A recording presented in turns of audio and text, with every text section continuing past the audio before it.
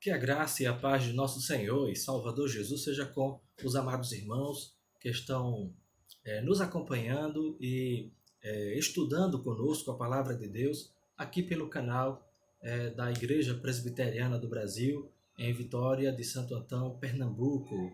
Igreja Presbiteriana de Vitória, PE.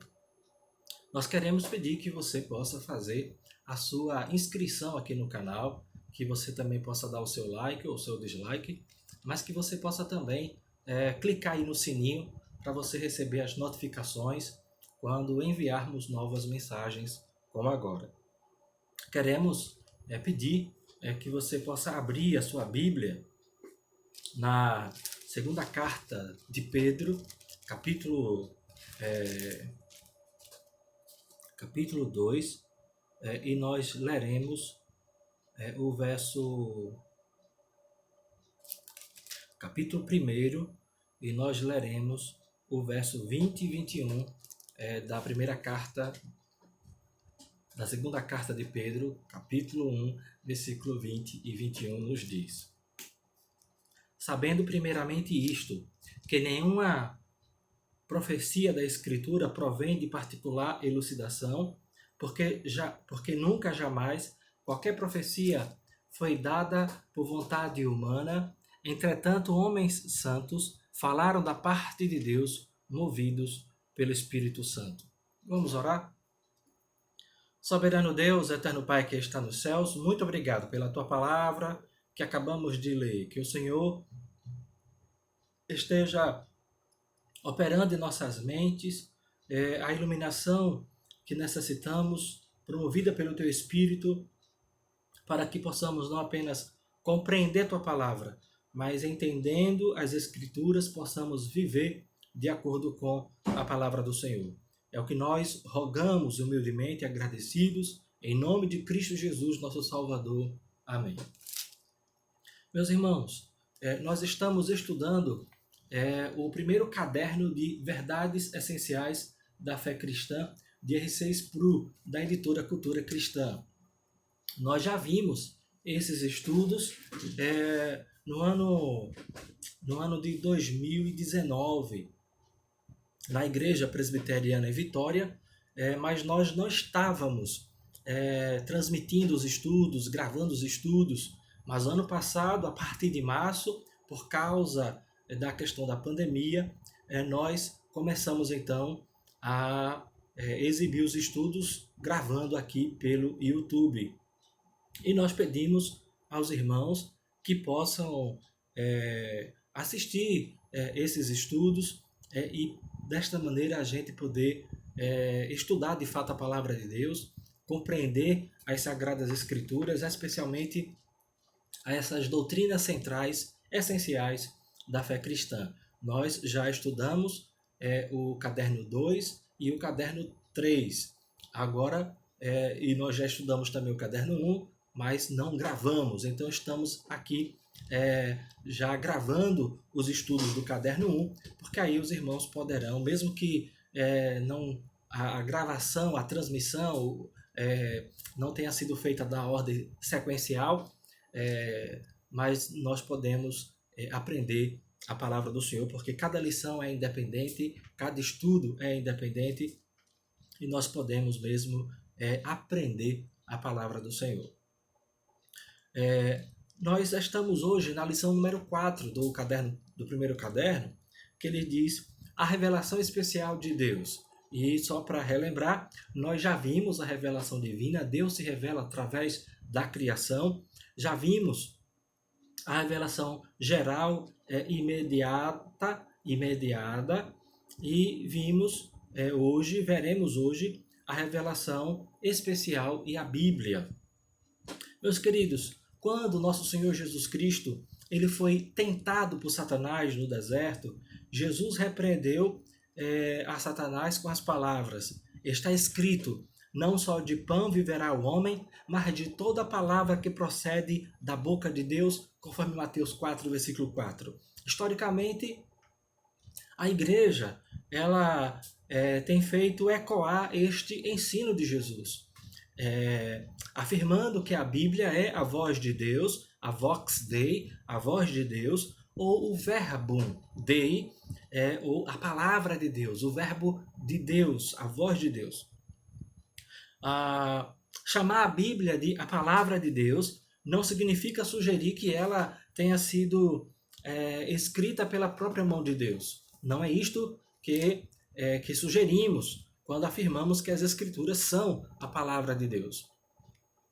Mas, ou que ela, porventura, tenha caído do céu no paraquedas. Pelo contrário, a própria Escritura claramente chama a atenção para os seus muitos autores humanos.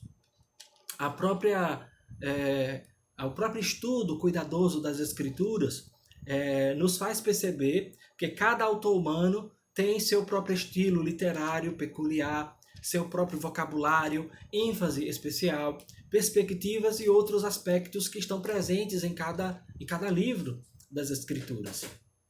O livro, por exemplo, de Isaías, do profeta Isaías, é um livro com um hebraico mais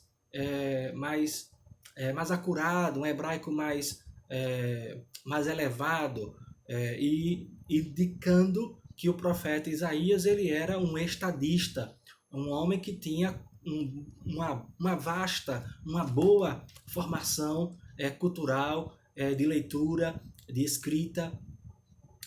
No Novo Testamento, o que se equipara ao livro de Isaías, em termos de um grego elevado, é o livro de Hebreus. O livro da carta aos Hebreus possui um grego elevado, um grego mais rebuscado, parecendo, portanto, a erudição do autor do profeta Isaías no Antigo Testamento. O fato é que a gente percebe que cada autor tem o seu próprio estilo, tem o seu próprio estilo literário, e tem também o seu próprio vocabulário, e desta maneira imprime no seu livro, imprime a sua particularidade, a sua personalidade ali. Já que a produção da Bíblia envolveu esforço humano, como pode ser ela considerada a palavra de Deus? Meus irmãos, a Bíblia é chamada de palavra de Deus por causa da sua reivindicação. A Bíblia reivindica, ela chama para si mesma esse fato, esta verdade, que ela é a palavra de Deus. E esta reivindicação que as Escrituras fazem sobre si mesmas, dizendo que são a palavra de Deus, essa reivindicação é crida pela igreja. A igreja acredita que as Escrituras são a palavra de Deus, de que os autores humanos foram inspirados por Deus, e as suas próprias opiniões, que na verdade estes autores humanos não escreveram as suas próprias opiniões, mas eles foram inspirados por Deus enquanto escreviam as Escrituras. O apóstolo Paulo escreve: toda a Escritura é inspirada por Deus, 2 Timóteo, capítulo 3, versículo 16. A palavra inspiração, por exemplo, é uma tradução da palavra grega que significa sopro de Deus. Então, essa palavra inspiração significa sopro de Deus. Quer dizer que Deus soprou a Bíblia. Deus falou a Bíblia, Deus soprou. Assim como temos de expelir ar de nossa boca quando nós falamos, assim, em última análise, a Bíblia é Deus falando conosco. Embora a Bíblia ela tenha chegado a nós por intermédio de vários autores humanos, a fonte suprema da Escritura ou das Escrituras é Deus. Por isso nós dizemos que Deus é o autor primário das Escrituras, porque Ele é a fonte das Escrituras. Foi Ele que inclinou o coração de cada autor humano para que registrasse o que eles registraram, os seus livros, para que eles escrevessem. Foi Deus, o Espírito Santo, que inclinou o coração dos autores humanos, não apenas inclinou, mas supervisionou, guiou, conduziu, superintendeu, supervisionou, fiscalizou, e, portanto, inspirou a confecção, o registro das Sagradas Escrituras. Embora nós possamos falar que as Escrituras tenham vários autores humanos, cerca de entre 36 a 40 autores humanos, nós podemos dizer que os autores humanos, eles foram inspirados por Deus, por isso que eles diziam, assim diz o Senhor. Por isso Jesus também podia dizer, a tua palavra é a verdade. Jesus, em sua oração, se dirigindo ao Pai, chama as Escrituras do Antigo Testamento como sendo a verdade de Deus, a palavra de Deus. Também ele diz, e a Escritura não pode falhar, em João 10, versículo 35. E quando Jesus diz que a Escritura não pode falhar, é porque a Escritura não era uma escritura do homem, originada no homem, mas a Escritura é a palavra de Deus.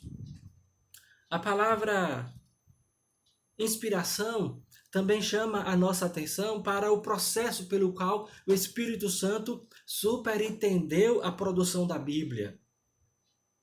O Espírito Santo guiou os autores humanos para que as palavras que deles não fossem nada menos que a palavra de Deus. Então, o Espírito Santo superintendeu, supervisionou, guiou os autores humanos para que quando eles registrassem, escrevessem a Escritura, cada palavra ali fosse palavra de Deus e não escritura humana. Nós falamos, nós afirmamos que o Espírito Santo, ele inspirou cada palavra das Sagradas Escrituras. Não apenas as ideias, não apenas os pensamentos, mas cada palavra foi escolhida por Deus e soprada no coração do homem. E quando Moisés escolheu uma determinada palavra, aquela palavra escolhida por Moisés já tinha sido escolhida por Deus e soprada em Moisés, para que Moisés registrasse, escrevesse realmente a palavra de Deus. Meus queridos, não sabemos como Deus superintendeu a redação original da Bíblia. Nós não sabemos como Deus fez isto de forma prática. Inspiração, entretanto, não significa que Deus ditou sua mensagem para aqueles que redigiram a Bíblia. Deus não estava ditando, agora anote isso, ponto e vírgula.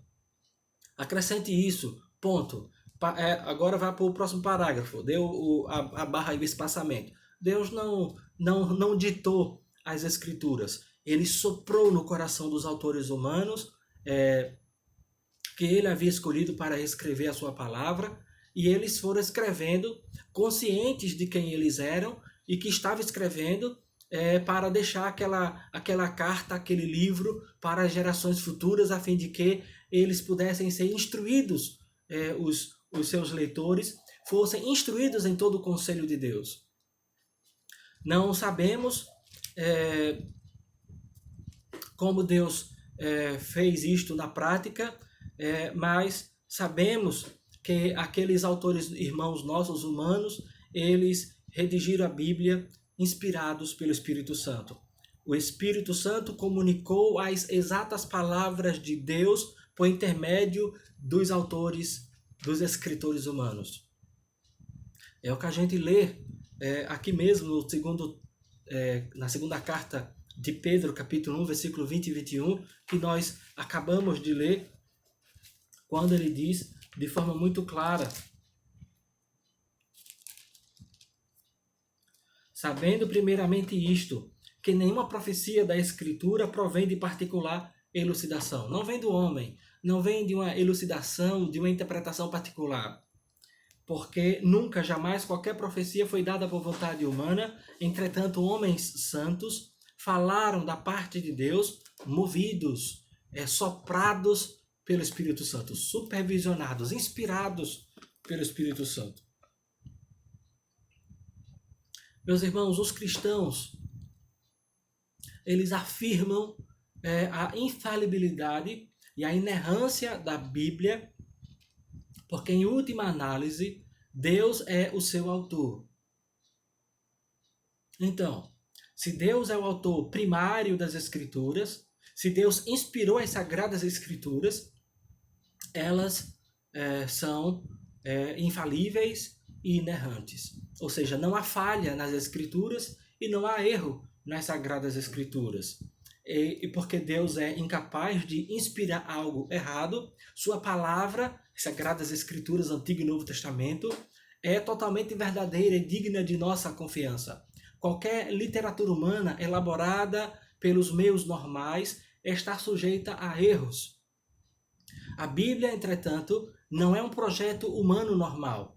Se a Bíblia foi inspirada por Deus e sua redação foi supervisionada por Ele, então não pode ter erros. As Sagradas Escrituras são a palavra de Deus, são nossa única regra de fé e prática, são infalíveis, são inerrantes e são autoritativas, têm autoridade sobre nós, são claras, elas podem ser compreendidas por todo leitor e elas são suficientes, como veremos ainda.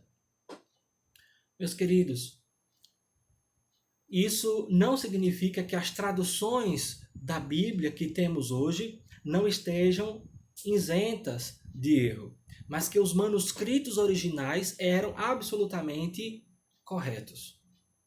E aí você precisa entender.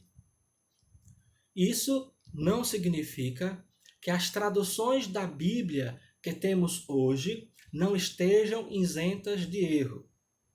Então, a gente afirmar que os originais escritos pelos autores secundários, pelos autores humanos, Moisés, Isaías, Jeremias, Josué, Neemias, Davi e por aí vai, não quer dizer que os originais que estes irmãos nossos escreveram, eles eram de fato isentos de erro, eles eram corretos, absolutamente corretos, não havendo erro algum. Agora, as cópias e as traduções podem haver algumas letrinhas faltando. Na tradução, ou seja, quando você traduz do original, do hebraico, o Antigo Testamento, e do grego, do Novo Testamento, você traduz para qualquer outra língua, sempre fica, no meio da tradução, sempre fica alguma coisa. Então, quando a gente traduz alguns textos de uma língua para outra, algumas expressões idiomáticas daquele idioma não conseguem ser transportado, não conseguem ser traduzido para o outro idioma. A palavra saudade existe na língua portuguesa, mas a palavra saudade não existe na língua inglesa. Então, para se falar em inglês que se tem saudade, usa-se algumas expressões, ou seja, várias palavras para dizer o que nós falamos com a palavra só. Da mesma forma, existem alguns idiomas que a pessoa fala uma palavra só e nós traduzimos para a língua portuguesa com algumas expressões ou com algumas palavras para trazer o sentido que uma palavra só no outro idioma ele possui sozinho. O fato é que, mesmo assim, as Sagradas Escrituras que temos são traduções feitas a partir dos originais, hebraico e grego, e estas traduções elas são dignas de confiança, elas são feitas, traduzidas de maneira fiel ao texto sagrado, ao texto original, e nós, sempre que tivermos alguma dúvida no nosso idioma quanto ao sentido do texto bíblico, nós recorremos aos originais para tirar toda e qualquer dúvida. É isto que diz a nossa confissão de fé do Westminster, quando diz que em toda e qualquer dúvida e debate doutrinário, quando houver dúvida e não chegarmos a uma compreensão clara do texto, da verdade bíblica que estamos estudando, devemos recorrer aos originais para tirar toda e qualquer dúvida doutrinária que tivermos. Precisamos também compreender que os escritores das Escrituras, os autores das Escrituras, os autores humanos, eles fizeram isto de forma consciente eles não estavam em um estado de transe, eles não estavam dormindo, eles estavam conscientes quando escreveram, eles mesmos escolheram cada palavra, mas foi Deus que soprou neles cada palavra que eles registraram. Foi Deus, Espírito Santo, que guiou a cada um deles na compreensão adequada, na compreensão correta do que deveriam registrar, escrever em cada livro das Sagradas Escrituras. Mas, como eu disse, as Escrituras também são suficientes para nos orientar. Sim, quando nós falamos da suficiência das Escrituras, nós estamos dizendo que não precisamos das tradições da igreja ou dos costumes dos homens, nós não precisamos de novas supostas revelações do Espírito, nós não precisamos das decisões ou das autoridades dos concílios, nós precisamos unicamente das Sagradas Escrituras, Antigo e Novo Testamento, para nos conduzir e nos guiar a todo o conhecimento que Deus quer que nós saibamos a respeito dele, porque as Escrituras são suficientes para nos dar todo o conhecimento que Deus quer que nós saibamos e creiamos a respeito de Deus. Então, as Escrituras são suficientes para nos fazer saber quem Deus é. Tudo que Deus quis que nós soubéssemos sobre ele, ele mandou registrar em sua palavra. Tudo que Deus quis, tudo que Deus planejou que nós soubéssemos dele, a respeito dele, ele fez registrar em sua palavra, para que nós o conhecêssemos e para que nós crescemos nele verdadeiramente, apoiados na revelação das Sagradas Escrituras. Mas as Escrituras também são suficientes para nos apontar, não apenas apontar, ela mostra claramente o caminho da salvação, que é a pessoa do Senhor e Salvador Jesus Cristo. A revelação geral de Deus pela criação, pelo universo, pelo cosmos, revela que Deus existe, mas não revela o Salvador, Jesus de Nazaré. Mas as Sagradas Escrituras, Antigo e Novo Testamento, a revelação especial de Deus para nós, a Bíblia, ela nos revela claramente o Salvador, nos revela claramente o método que Deus determinou para que eu e você sejamos salvos do pecado, da ira de Deus, do juízo final, do inferno, da morte eterna, e que nós possamos ser transformados em filhos de Deus por meio de Cristo Jesus, nosso Senhor. Então, tudo que eu preciso saber e conhecer e crer para ser salvo, as Sagradas Escrituras nos revelam. E é neste sentido, é nesse aspecto que elas são suficientes. As Escrituras são suficientes para me fazer conhecer tudo o que eu preciso saber sobre Deus, para conhecer a Deus e crer nele. As Sagradas Escrituras são suficientes para me dar todo o conhecimento necessário para a minha salvação em Cristo Jesus, nosso Salvador. E as Escrituras também são suficientes para nos ensinar a maneira de vivermos aqui nesta terra de forma agradável a Deus. Ou seja, como eu posso viver de maneira agradável a Deus? De que maneira, qual o modo de vida que agrada a Deus? As Escrituras nos dizem qual é o modo de vida, qual é o comportamento, qual é a conduta que devemos adotar em nossa vida, a conduta, as atitudes, o comportamento interior do coração e do corpo e exterior da vida como um todo, da vida cotidiana, como devemos agir, reagir e nos conduzir diante de tudo quanto nos ocorre, de tudo quanto nos acontece à nossa volta. Como devemos viver depois que cremos em Cristo Jesus? Como devemos viver de forma a agradar a Deus? A Bíblia nos ensina como vivermos de modo agradável a Deus. Nesse aspecto, as Sagradas Escrituras são suficientes. Mas a Bíblia, ela não é suficiente para nos ensinar matemática, porque não é o propósito das Escrituras nos ensinar matemática.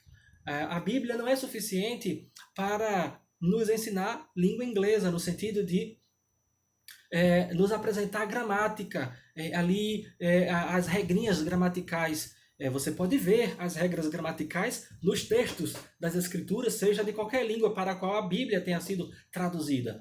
Mas ela não é uma gramática de nenhum idioma.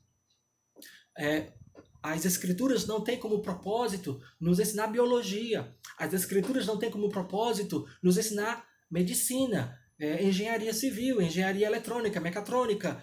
As Escrituras não têm como propósito nos ensinar estes conteúdos que a gente aprende na escola ou nas universidades. As Escrituras, elas têm como finalidade, como propósito, e para este propósito ela é suficiente, nos fazer saber tudo o que precisamos saber e conhecer a respeito de Deus e crer nele, tudo o que nós precisamos saber para a salvação em Cristo Jesus e sermos salvos por meio de Cristo, e tudo o que nós precisamos saber para vivermos de modo agradável a Deus. Nesses aspectos, as Sagradas Escrituras são suficientes e nós devemos crer nas Escrituras, confiar nelas, porque são a palavra de Deus, e nós devemos viver de acordo com os ensinos das Sagradas Escrituras. Para quê? Para que Deus seja bendito, para que Deus seja louvado, para que nós sejamos abençoados, para que nós possamos usufruir as bênçãos de Deus em Jesus Cristo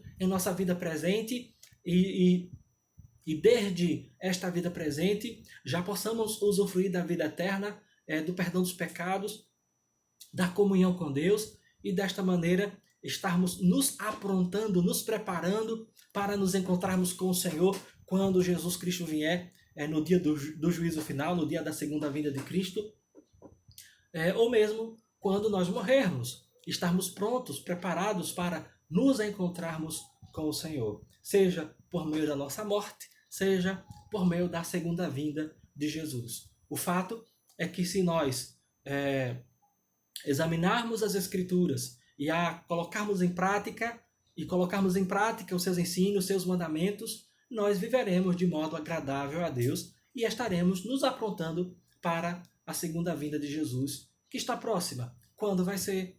Só Deus sabe, porque Ele não revelou na sua palavra, não registrou nas Sagradas Escrituras, nem dia nem hora.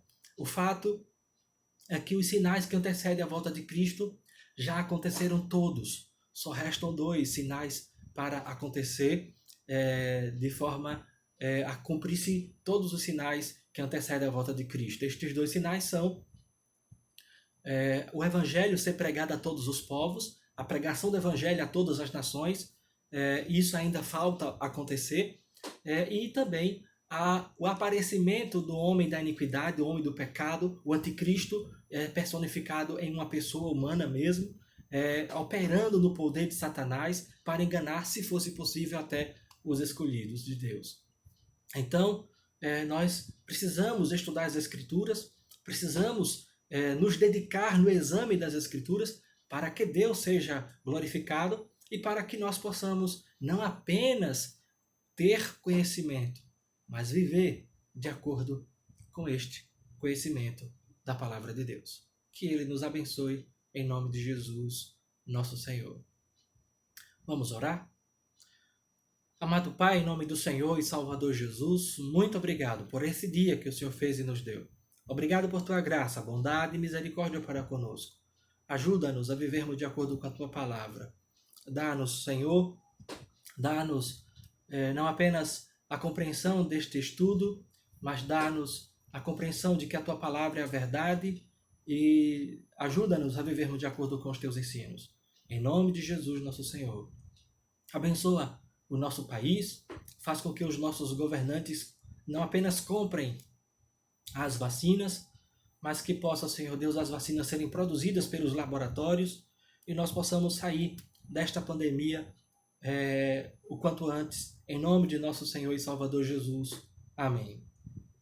Que a graça de nosso Senhor e Salvador Jesus, o amor de Deus, o nosso eterno Pai, e a comunhão, as consolações do Santo Espírito, seja, irmão, sobre vós e sobre todo o povo de Deus, hoje e para sempre. Amém. Deus nos abençoe. Tenham todos uma boa noite na presença de nosso Senhor e Salvador Jesus.